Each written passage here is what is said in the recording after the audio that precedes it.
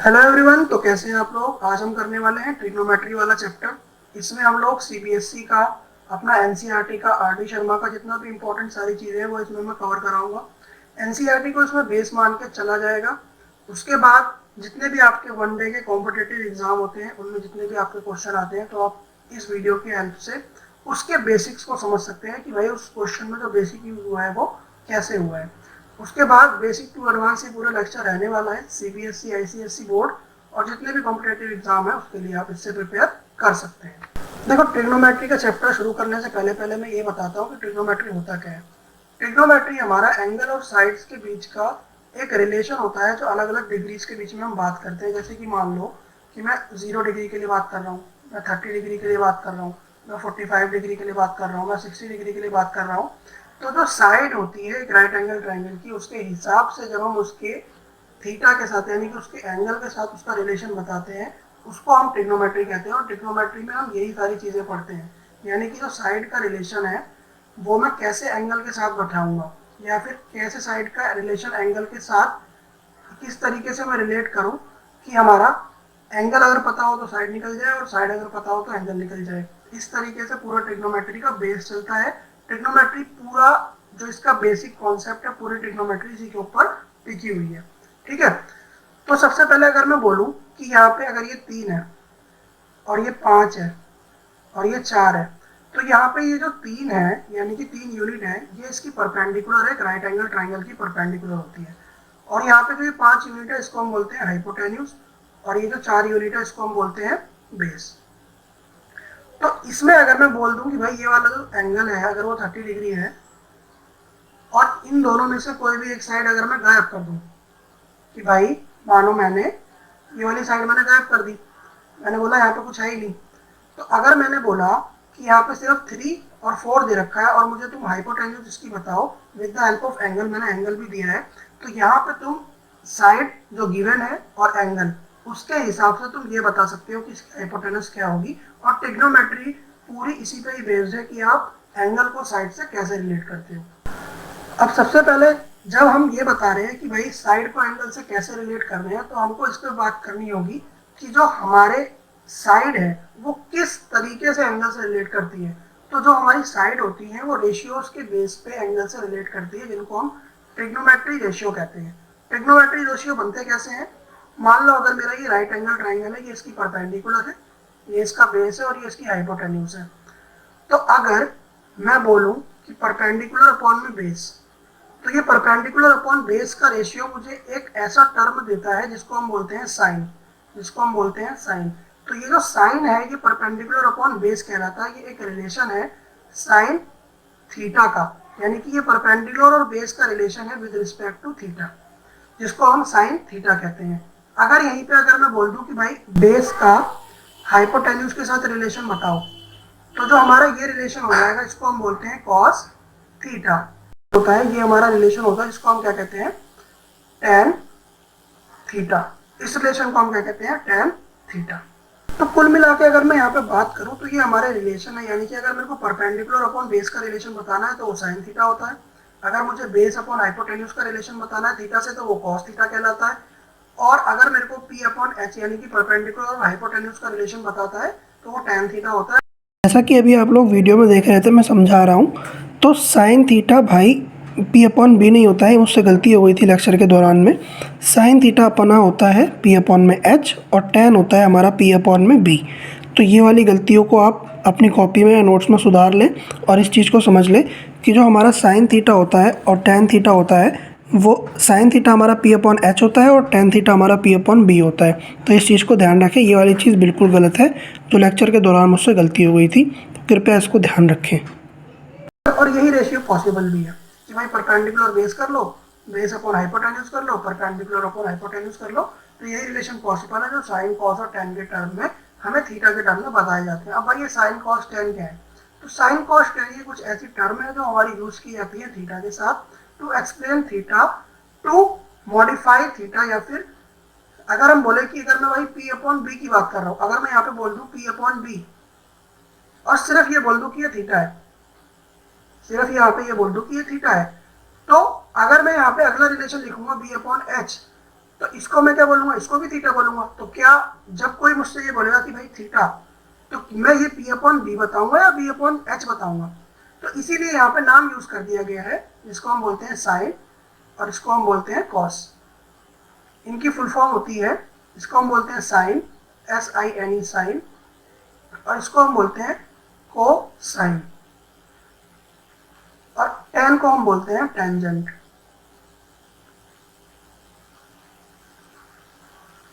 ठीक है, अब हम बात करेंगे कि जो और भी ट्रिग्नोमेट्रिक रेशियो होते हैं वो कैसे होते हैं और क्या होते हैं। देखो, और जो ट्रिग्नोमेट्रिक रेशियो होते हैं वो होते हैं मेरे पास कॉसेक थीटा, उसके बाद जो होता है मेरे पास वो होता है सेक थीटा, उसके बाद जो होता है वो होता है कॉट थीटा। अब ये जो बाकी के ट्रिग्नोमेट्रिक 3 रेशियो हैं, ये जो होते हैं ना, ये हमारे साइन कॉस और टेन के अपोजिट होते हैं, यानी कि इनके उल्टे होते हैं। कहने का मतलब ये है कि जो कॉसेक होता है, जो कॉसेक थीटा होता है वो हमारा साइन का उल्टा होता है। उसके बाद जो सेक थीटा होता है वो हमारा कॉस का उल्टा होता है। उसके बाद जो हमारा कॉट थीटा होता है वो हमारा टेन का उल्टा होता है। तो ये हमारे पास अलग अलग तरीके के जो रेशियो है साइन कॉस टेन के, ये सारे उल्टे होते हैं, जो कि कॉसेक सेक और कॉट होता है। चलो, आपने इतनी चीजें तो सीख ली हैं। अब मैं आपको एक क्वेश्चन कराता हूँ, बहुत ही बेसिक क्वेश्चन है, इसको आप समझने की कोशिश करना। देखो, साइन ए की वैल्यू यहाँ पे दी हुई है, भाई ए की जगह पे थीटा भी ले सकता हूँ, थीटा को ए मान लिया, कोई दिक्कत नहीं है। तो यहाँ पे थीटा है जिसको ए बोला गया है, ठीक है। अब यहाँ पे जो साइन ए है, इस साइन ए की वैल्यू है 3/5। तो मुझे यहाँ से ये पता लग गया कि भाई अगर साइन ए यहाँ पर दे रखा है 3/5, तो रेशियो के अकॉर्डिंग साइन होता क्या है, P/H होता है।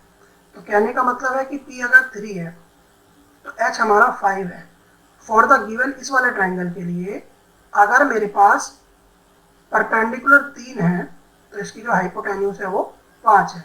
अगर परपेंडिकुलर 3 है और हाइपोटेन्यूज 5 है, तो मुझसे बोल रहा है कि बाकी के ट्रिग्नोमेट्रिक रेशियो बताओ एंगल ए के लिए।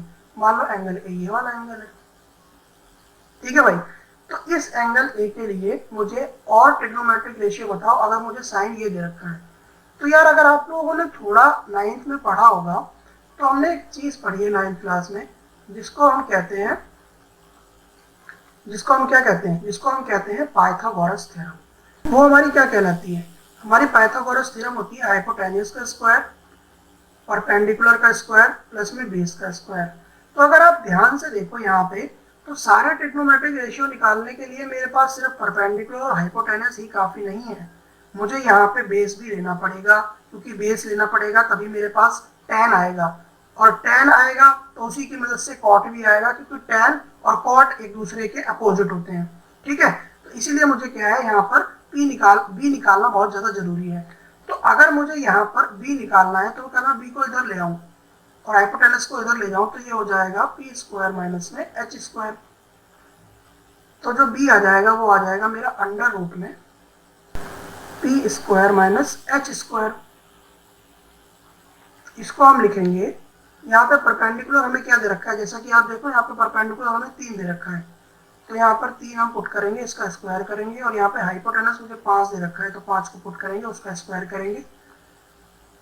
अगर हम 3 का स्क्वायर करेंगे तो ये 9 हो जाता है, उसके बाद अगर हम 5 का स्क्वायर करेंगे तो ये 25 हो जाता है, और जो हमारा आंसर आएगा वो यहाँ पे आएगा 16। अब बहुत बच्चे यहाँ पे बोलेंगे कि सर प्लस के 9 में से माइनस का 25 गया तो माइनस का 16 आएगा।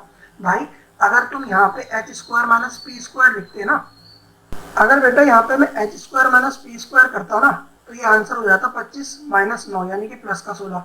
तो फिलहाल के लिए ना नेगेटिव आ भी नहीं सकता है, क्योंकि भाई कोई साइड नेगेटिव में थोड़ी होगी, माइनस में 16 कोई साइड होगी क्या, हमेशा जो लेंथ होती है वो पॉजिटिव में होती है।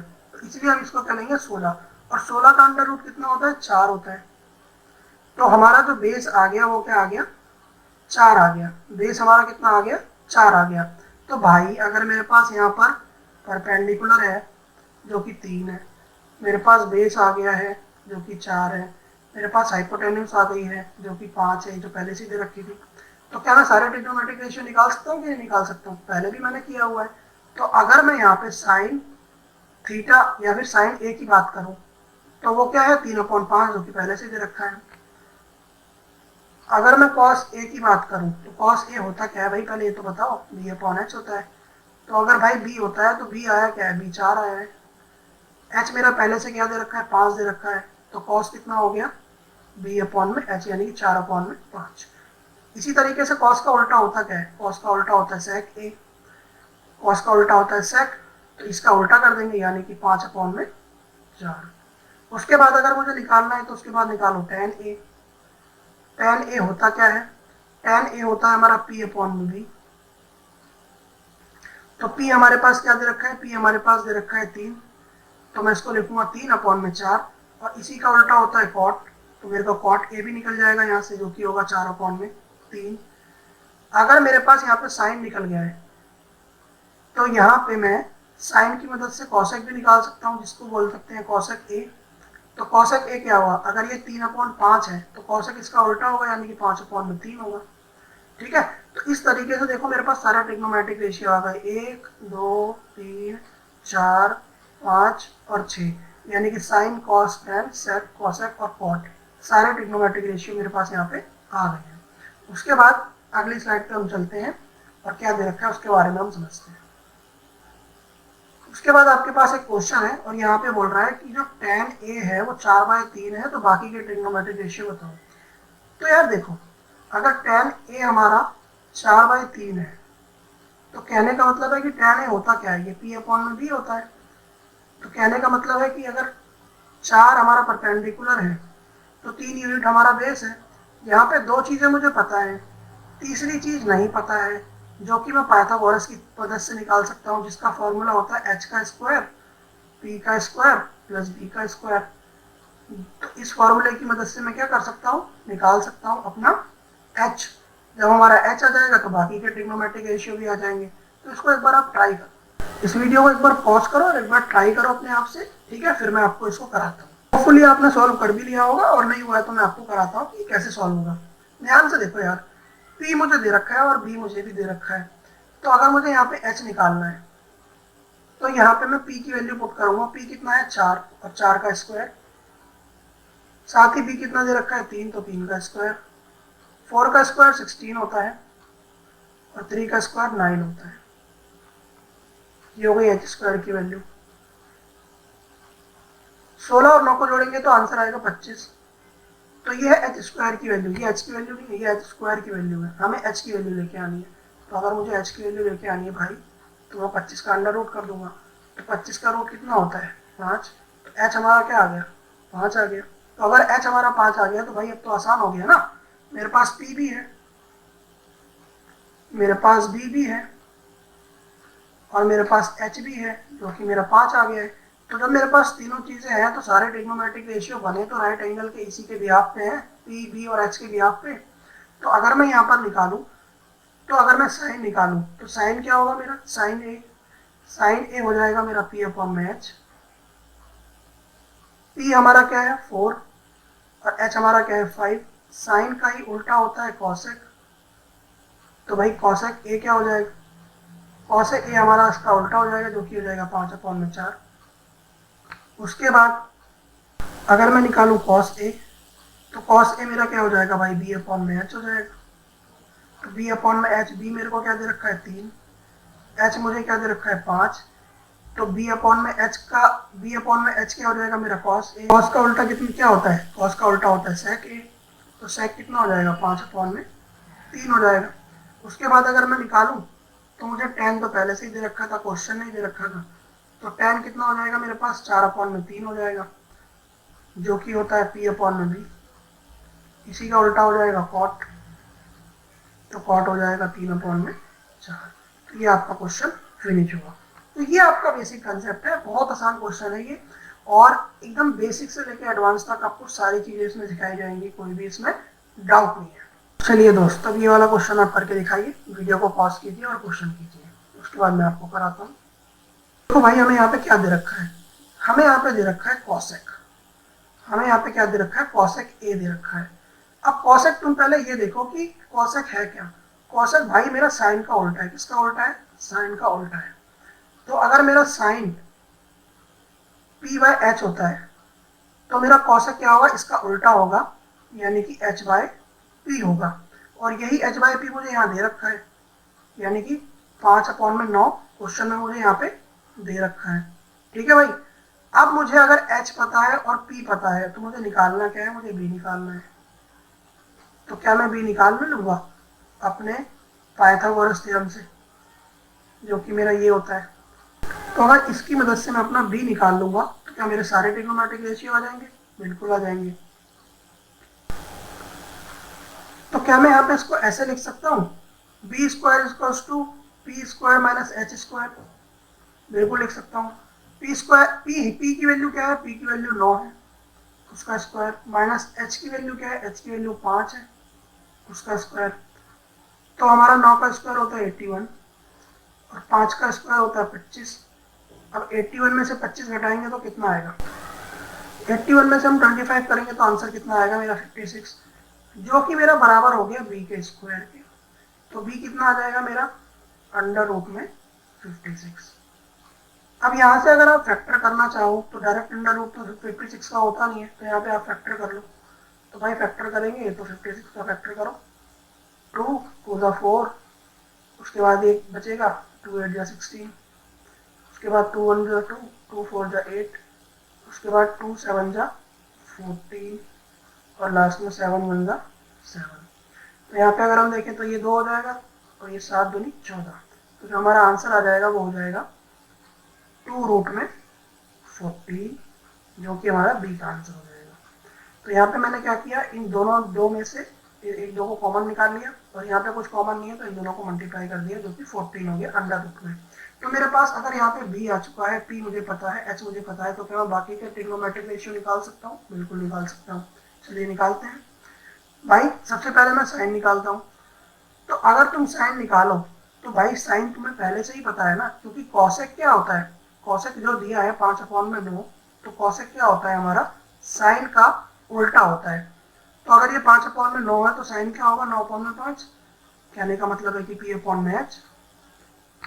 उसके बाद अगर मैं कॉस ए निकालू तो कॉस ए क्या होगा मेरा? बी अपॉन में एच। बी मैंने अभी अभी अपना निकाला है 2 रूट 14। एच मुझे दे रखा है यहाँ पे, एच मुझे क्या दे रखा है यहाँ पे? 5 दे रखा है।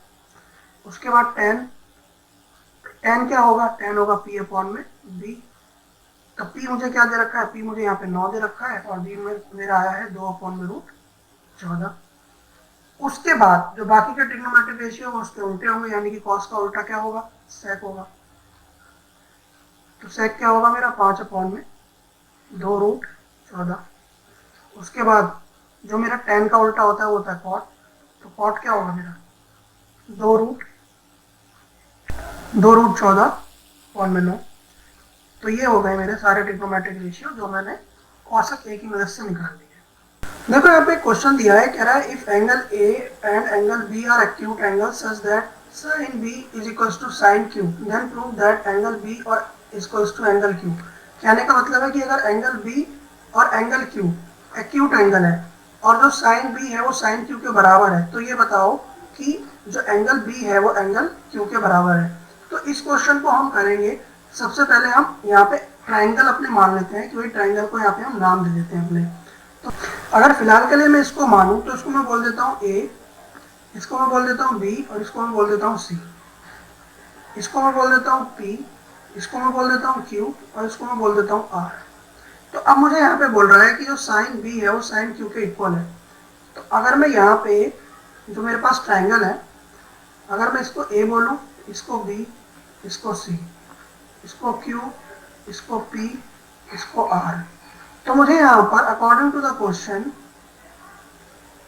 भाई अकॉर्डिंग टू द क्वेश्चन क्या? अकॉर्डिंग टू द क्वेश्चन मुझे इसमें ये बता रखा है कि जो साइन बी है वो मेरा साइन क्यू के बराबर है।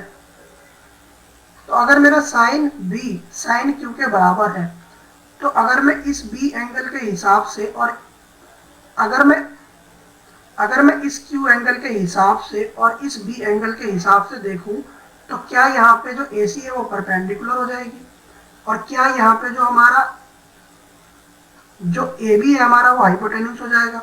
उसी तरीके से अगर मैं इस क्यू एंगल के हिसाब से देखूं तो क्या मेरा पी आर यहाँ पे परपेंडिकुलर हो जाएगा और हमारा पी क्यू क्या है यहाँ पे हाइपोटेन्यूज हो जाएगा। तो अगर मैं साइन बी के हिसाब से लिखूं तो मेरा परपेंडिकुलर क्या है भाई, ए सी है, अपॉन में जो मेरा हाइपोटेन्यूज है वो ए बी है। उसके बाद साइन क्यू के हिसाब से जो मेरा परपेंडिकुलर है वो मेरा पी आर है और जो मेरा हाइपोटेन्यूज है वो मेरा पी क्यू है। भाई इसको याद रखना, ये परपेंडिकुलर वाला पी है, ये मेरे ट्राइंगल की ये नोक है, उसका पॉइंट पी है, ठीक है, इसको आप ध्यान रखना। उसके बाद मैं इसको थोड़ा सा रीअरेंज करता हूँ, जैसे मैंने यहाँ पे कर दिया ए सी अपॉन में पी आर और यहाँ पे मैंने कर दिया इसको ए बी अपॉन में पी क्यू और यहाँ पे मैंने इसको मान लिया के बराबर। और अभी मैं आपको समझाऊंगा, बाद में आपको पता चलेगा कि के बराबर लिया तो के बराबर लेने का फायदा क्या है, इससे क्या मतलब फायदा होगा और इससे कैसे पता चलेगा कि जो हमारी साइड्स है वो आपस में इक्वल है, जो एंगल है हमारे आपस में इक्वल है। तो के बराबर अब मैंने इसको लिया, तो अब मैं क्या करता हूँ, इन दोनों ही ट्राइंगलों में अपने बेस को निकालता हूँ जो कि मेरा अननोन है।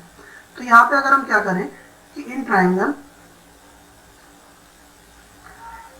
ए बी सी, अगर हम एबीसी ट्राइंगल में अपना बेस निकालें तो यहाँ पर जो मेरा बी सी स्क्वायर है इसको मैं बोल सकता हूँ बेस का स्क्वायर।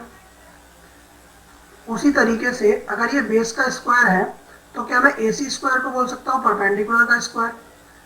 और उसी के बाद मैं यहाँ पे बोल सकता हूँ कि जो ए बी है वो मेरा हाइपोटेन्यूज का स्क्वायर है, ये मेरा एच का स्क्वायर है और ये मेरा पी का स्क्वायर है। अगर आपको ऑर्डर अभी अभी आपने यहाँ पे हमारी जो पाइथागोरस थ्योरम है वो पढ़ी है, पाइथागोरस इक्वेशन पढ़ी है, तो भाई मैं यहाँ पे ये नहीं बोल सकता हूँ, क्या मैं यहाँ पे इस इक्वेशन को देख के ये नहीं कह सकता हूँ कि जो हमारा ए सी है वो के पी आर के इक्वल है। अब ये कैसे है ये मैं बताता हूँ। देखो यार, ये दोनों आपस में इक्वल है और ये इसके इक्वल है, तो अगर ये इसके इक्वल है और ये इसके इक्वल है तो कहने का मतलब है कि ये इसके इक्वल है कि नहीं है, कि भाई अगर A C P R A B upon A Q P Q K equal है जो कि के इक्वल है, तो हमारा A C upon P R भी के इक्वल है, तभी तो ये आपस में इक्वल है, तभी तो ये आपस में इक्वल कहला रहे हैं। तो इसका मतलब है यहाँ पे मैं कह सकता हूँ कि जो ए सी है, ए सी अपॉन में पी आर वो मेरे के इक्वल है। और इसी तरीके से मैं कह सकता हूँ कि जो ए सी है वो के पी आर है कि नहीं है। तो इसको फिलहाल के लिए हमने ए सी को के पी आर मान लिया। तो यहाँ से अगर हम ए सी की वैल्यू पुट करेंगे तो हम ये लिख देंगे के पी आर और इस पूरे का होल स्क्वायर। इसी तरीके से अगर मैं ए बी की वैल्यू निकालूं, तो अगर मैं ए बी की वैल्यू निकालता हूँ यहाँ से, जो कि A B upon P Q है जो कि के बराबर है, तो यहाँ से ए बी की वैल्यू क्या आ जाएगी, ए बी की वैल्यू आ जाएगी के पी क्यू। तो अगर ए बी की वैल्यू के पी क्यू आ गई तो ए बी की जगह पे मैं के पी क्यू लिख सकता हूँ, जिसका मैं होल स्क्वायर कर दूंगा। अब जरा गौर से इस पूरे को होल स्क्वायर करो, तो मैं यहाँ से करूँगा, अगर यहाँ पर सिर्फ बी छोड़ दिया मैंने और इसका स्क्वायर इधर लाके होल स्क्वायर में कर दिया, तो क्या ये के स्क्वायर हो जाएगा और ये पी आर स्क्वायर हो जाएगा, और ये भी अगर स्क्वायर होगा तो के का स्क्वायर और पी क्यू का स्क्वायर होगा कि नहीं होगा। अब अगर आप ध्यान से देखो तो यहाँ पे अगर मैं इस के को अंडर रूट से बाहर निकाल लूँ तो मेरा सिर्फ ये बाहर के बच जाएगा और अंदर क्या बचेगा, अंदर बचेगा पी आर का स्क्वायर माइनस पी क्यू का स्क्वायर।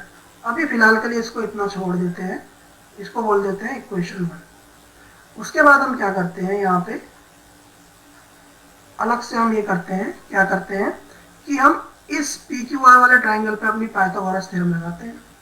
तो भाई पी क्यू आर वाले ट्राइंगल पे पाइथागोरस थ्योरम लगाइए, पी क्यू आर वाले ट्राइंगल पे पाइथागोरस थ्योरम लगाइए आप।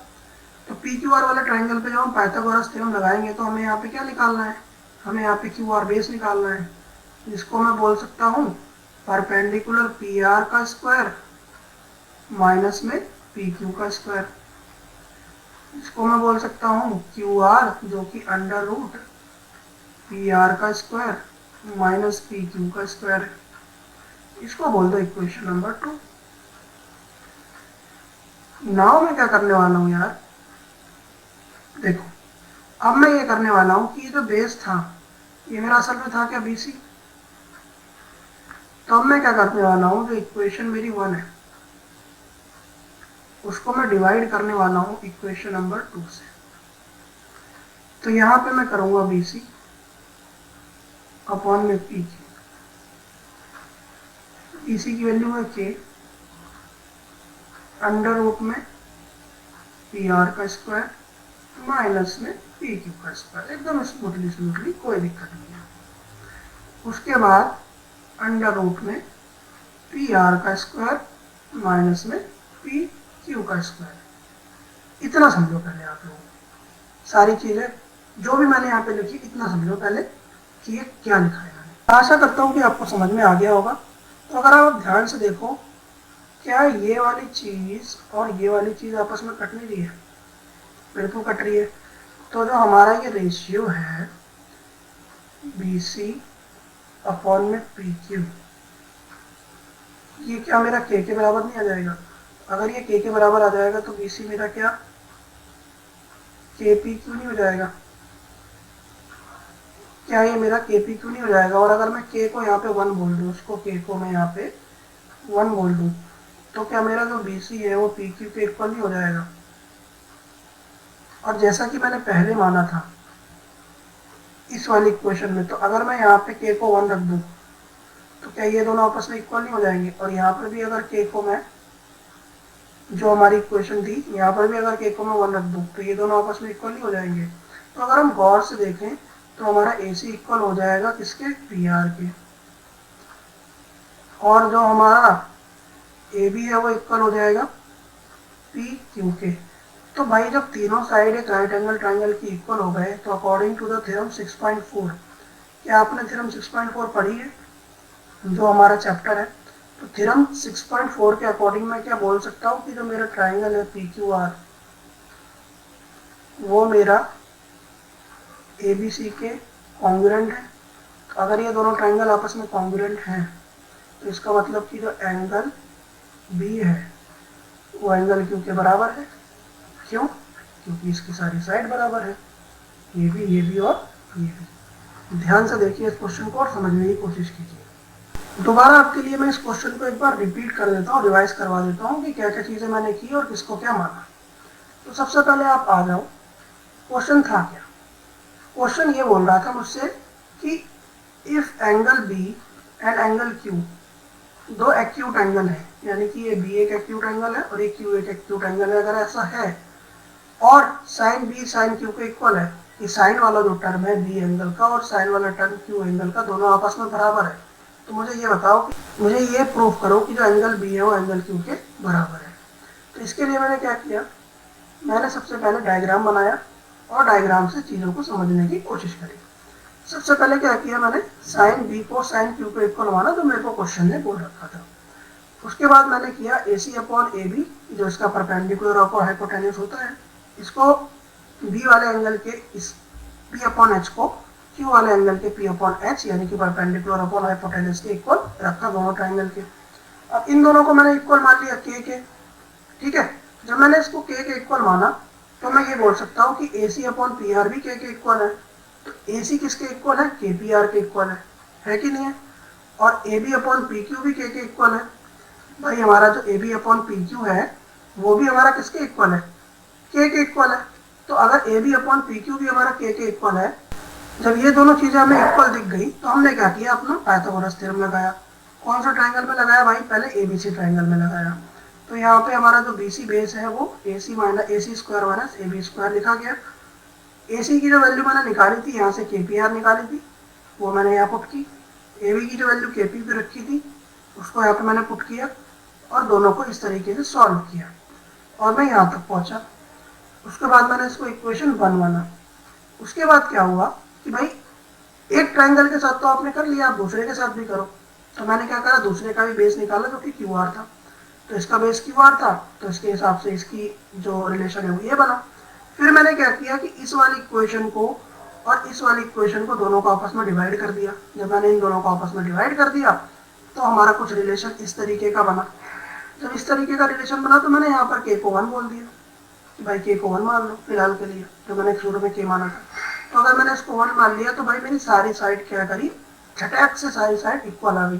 तो जब सारी साइड इक्वल आ गई तो क्या हुआ कि अकॉर्डिंग टू द थ्योरम 6.4 ये दोनों ट्राइंगल क्या हो गए, आपस में कॉन्ग्रुएंट हो गए। तो जब ये आपस में कॉन्ग्रुएंट हो गए तो भाई इसके एंगल भी ऑब्वियस सी बात है कि दो कॉन्ग्रुएंट ट्राइंगल के एक्यूट एंगल आपस में बराबर होते हैं। तो इसी तरीके से हमने इसको प्रूव कर दिया। तो आशा करता हूँ कि आपको ये सारी चीज़ें समझ में आई होंगी। जहाँ भी जिस पॉइंट पे भी आपको नहीं समझ में आ रहा है वीडियो को पॉज करके देखें। सारी चीज़ें मैंने आपको बेसिक से पढ़ाई हैं। जैसा और आपको अगर वीडियो अच्छा लग रहा है तो वीडियो को लाइक करें, सब्सक्राइब करें चैनल को, और अपना वैल्यूएबल फीडबैक अपनी कमेंट छोड़ के जाओ कि कौन सा वाला पॉइंट ज़्यादा अच्छा था या कौन सा पॉइंट आप नहीं समझ पाए। तो वो सारी चीज़ें मैं आपको कमेंट सेक्शन में क्लियर करूँगा। Thank you very much.